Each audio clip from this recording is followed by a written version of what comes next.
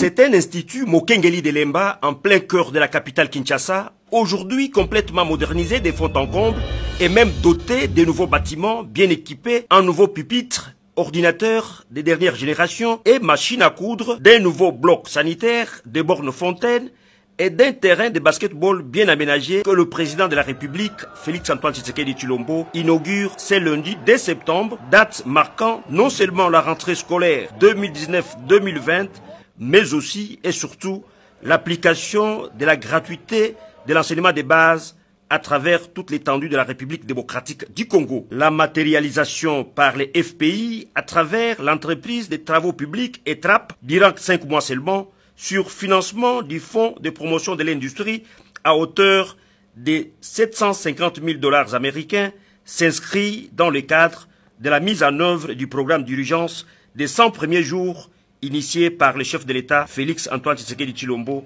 dans son volet éducation. Dans leurs allocutions des circonstances, les intervenants du jour ont tous salué le leadership et la vision politique de Félix-Antoine Tshisekedi Tshilombo, basée sur l'amélioration des conditions sociales des populations congolaises, avec comme maître mot les peuples d'abord.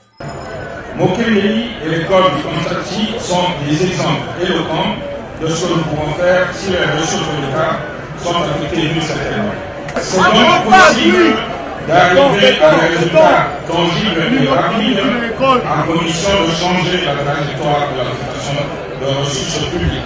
Je voudrais rendre un vibrant hommage à son Excellence Félix-Antoine Tshisekedi Tshilombo, président de la République et chef de l'État, pour sa vision politique qui place l'éducation parmi les priorités de son programme quinquennal. Cette vision politique s'est traduite par la volonté politique de rendre effective la gratuité de l'éducation des bases qui constitue ce jour une réalité vécue par les parents d'élèves sur toute l'étendue de la République démocratique du Congo. C'est ici l'occasion pour moi d'affirmer haut et fort que le peuple d'abord n'est pas un slogan creux, car l'acte vient de se joindre à la parole. Ces gestes témoignent votre détermination à garder l'œil de façon holistique sur la gestion des effets induits de la gratuité de l'éducation des bases. Autre temps fort, c'est la coupure par le président de la République du ruban symbolique. C'est là à la grande satisfaction des bénéficiaires de cet ouvrage de haute portée sociale, à savoir la population environnante, les enseignants de ces complexes immobiliers, New Look, abritant à son sein 2 écoles primaires et 2 écoles secondaires, institut pédagogique et commercial, et institut littéraire et technique, le parent et élève qui jadis étudiaient dans des conditions inhumaines et s'asseyaient à même les sols. S'en est suivi, enfin, la visite guidée par le chef de l'État, accompagné de quelques autorités, dont son directeur de cabinet Vital Kamerhe, des différents bâtiments rénovés et construits. Aussitôt la cérémonie inaugurale terminée, le premier citoyen de la République démocratique du Congo a pris congé de ses convives sous les ovations frénétiques de la population en liesse, une façon pour Félix-Antoine Tshisekedi Tshilombo de communier directement avec son peuple.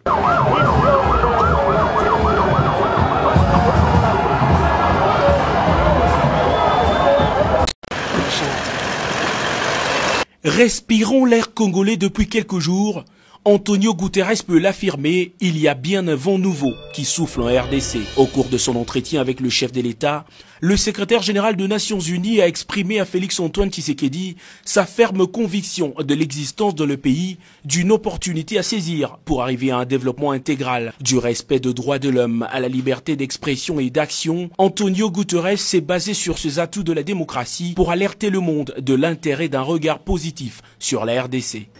Et mon appel à la communauté internationale tout entière, c'est qu'elle puisse s'unir pour appuyer le peuple congolais et pour appuyer les autorités congolaises pour que cette opportunité soit saisie, se transforme dans le renforcement des institutions, dans le développement durable et inclusif, dans la sécurité, dans la réponse aux problèmes humanitaires efficaces, et que ce vent d'espoir puisse animer le peuple congolais à répondre à tous ces défis.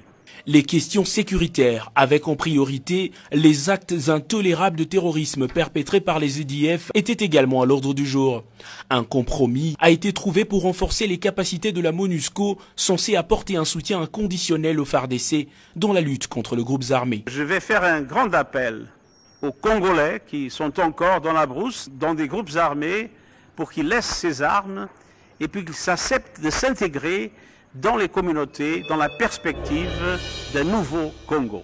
Notre coopération va aussi s'intensifier dans les domaines du développement inclusif, du développement durable.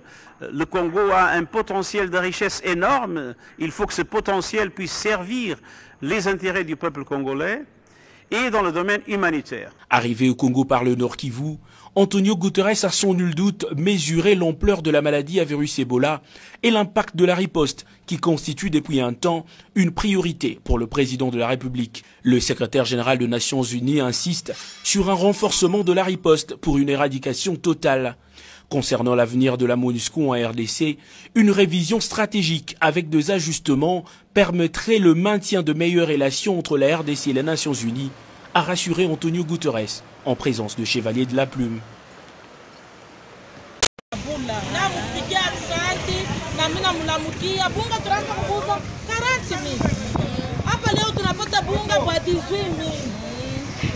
Hatukuwazia mtu kanyarezi kututosha muibu tuma ya kuria tu chakula. Hivi tunapata hii bunga bwa 18,000. Tunapika hata na mnyewa hii ferme yake. Kwa kuanza ni ferme kani ferme espoir. Hii ferme espoir. Kwa kuanza bintu vizuri anatufanyishia mamboka bei ya mzuri. Mayai bikwa mochie. Bunga bei ya chini.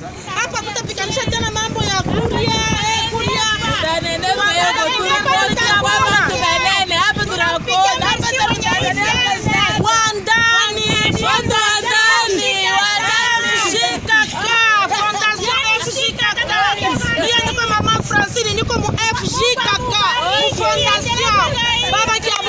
Sasa muroza na ngapi mama bunga? Ah mama, barisema bunga na 30,000. Kuferme espoir vya bula 18,000.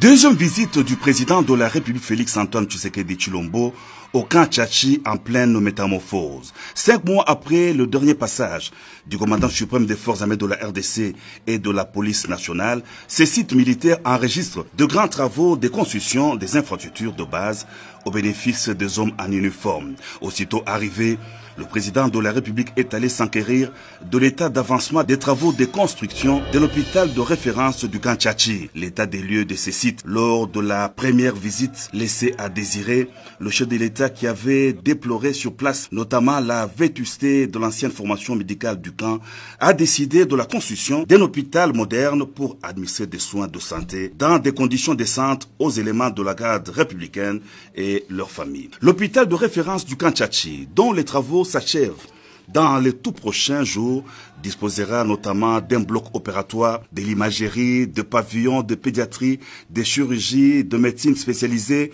de dialyse et d'une morgue. Par ailleurs, 5 mois après la dernière visite du président de la République, une école primaire et secondaire moderne du camp Tchatchi a jailli du sol. Avec ses salles de classe spacieuses, des bureaux du préfet, des directeurs et des professeurs notamment, le complexe scolaire du camp Tchatchi est prêt à accueillir ses élèves pour la meilleure rentrée scolaire 2019-2020. Le président de la République Félix Antoine Tshisekedi Tshilombo a été chaleureusement accueilli par les élèves de la 7e année dans leur salle de classe moderne. Le chef de l'État leur a souhaité une bonne reprise des cours. Loin d'être un simple slogan, la gratuité des études primaires est de mise. Le président de la République l'a souligné. Il a aussi rassuré les enseignants rencontrés sur place. La gratuité, c'est en train d'arriver petit à petit. Donc nous sommes arrivés dans les circonstances que vous connaissez. Il n'y avait pas de gouvernement, il n'y avait pas de budget voté, donc on avance. On est en train d'aller étape par étape, mais je pense que le chantier sera complet à la rentrée de l'année prochaine, là on aura à la fois résolu le problème de vos traitements, mais également celui de la gratuité. Elle sera effective, mais alors totalement sur l'ensemble du territoire national. Ce n'était pas un vain slogan, c'est une réalité. La Constitution nous le recommande et nous allons l'appliquer. Au nom de tous les enseignants, je voudrais vous remercier pour l'ouvrage que vous venez de nous remettre. C'était un rêve hier, mais aujourd'hui, c'est une réalité. Pour cela, nous vous disons merci. Et la gratuité de l'enseignement nous va droit au cœur parce que nous sommes aussi parents. Du complexe scolaire Kantchachi, le président de la République est allé visiter l'école gardienne et le foyer social qui viennent aussi de prendre leur cure de jouvence. Toujours sur les sites du Kantchachi, 1000 maisons préfabriquées sont en construction. Il s'agit de maisons de type économique, 2 chambres, salon, cuisine, toilette et des maisons en duplex avec des chambres à l'étage, le salon et la cuisine au rez-de-chaussée. Le chef de l'État a été invité à visiter une maison déjà construite. C'est par les maisons nouvellement érigées qui vont abriter le siège du commandement de la garde républicaine que le commandant suprême des FRDC et de la police nationale a clôturé sa ronde au camp Tchachi.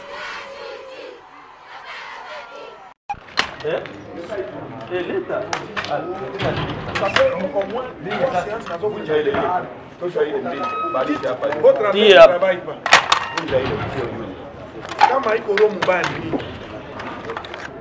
Ben, chers amis de la presse, dans le cadre de la mission confiée aux forces armées de la République démocratique du Congo, et plus précisément au secteur opérationnel Nord-Kivu Soukula 2 par le chef d'état-major général des forces armées de la République démocratique du Congo, le général d'armée Mbala Moussansa, laquelle mission consiste à traquer tous les groupes armés dans notre zone de responsabilité et surtout que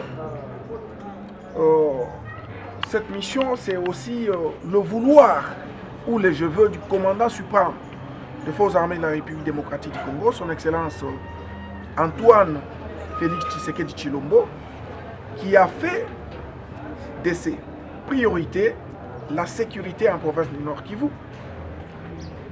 Le secteur opérationnel Nord Kivu Soukula 2 continue ce travail avec un nouveau élan, mais aussi avec une très grande détermination au regard évidemment des moyens humains et personnels mis à notre disposition par l'état-major général des forces armées de la République démocratique du Congo. Parlant justement de cette mission, nous vous disons que cela fait déjà 3 mois que nous nous sommes lancés dans des opérations de grande envergure sur toute l'étendue du secteur opérationnel Nord Kivu Soukula 2, à savoir ici le territoire de Walikale, Massissi, Rutshuru et Nyiragongo. Et le résultat, c'est celui que nous sommes en train de vous présenter aujourd'hui. Comme vous le savez, notre population se trouva sur l'axe Kiwanja-Ishasha à décrier l'insécurité, surtout les cas de kidnapping. Alors, comme nous l'avons toujours dit, les éléments des forces armées de la République démocratique du Congo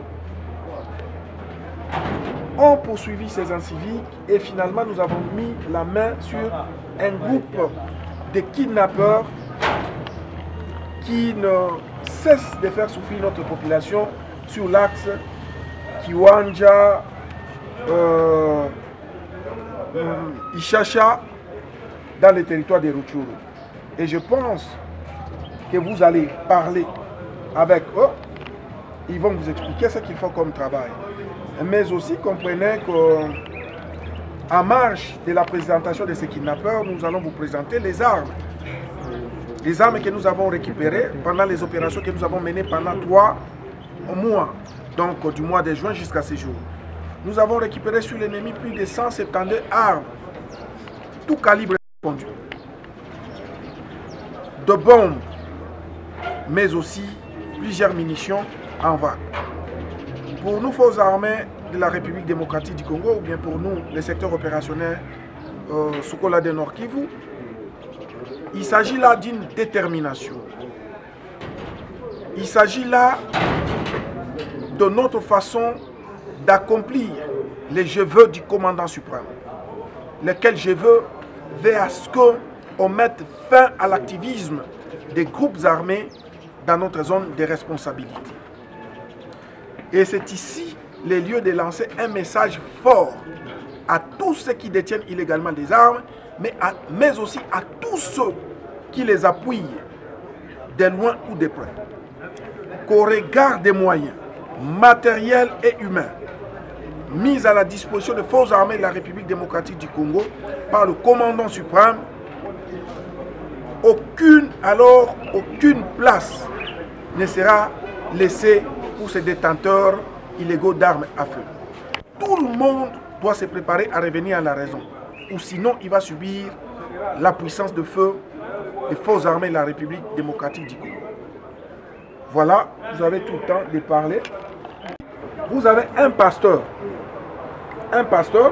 qui se livre aussi au kidnapping, mais aussi nous avons toujours dénoncé la collaboration qu'il y a toujours eu entre la population et les groupes armés.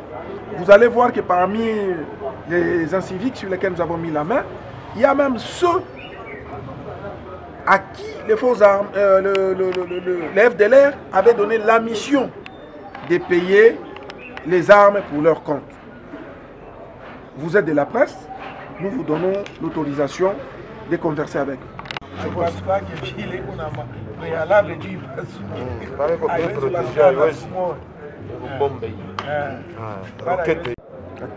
N'entrez pas dans les images. Je ne veux plus personne. N'entrez pas dans les images. Moi-même, je vais présenter. C'est au moins quoi on appelle au comique.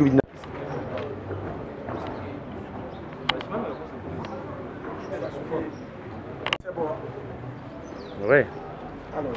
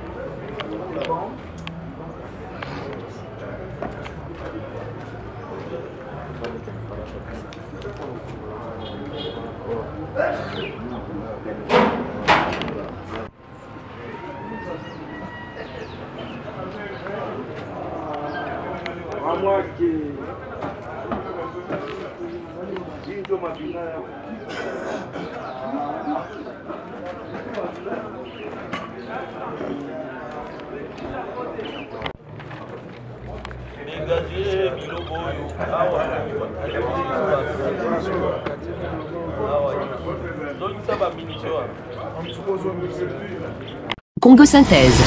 La synthèse des infos de la RDC, l'Afrique et le reste du monde. Une seule adresse. www.congosynthèse.com.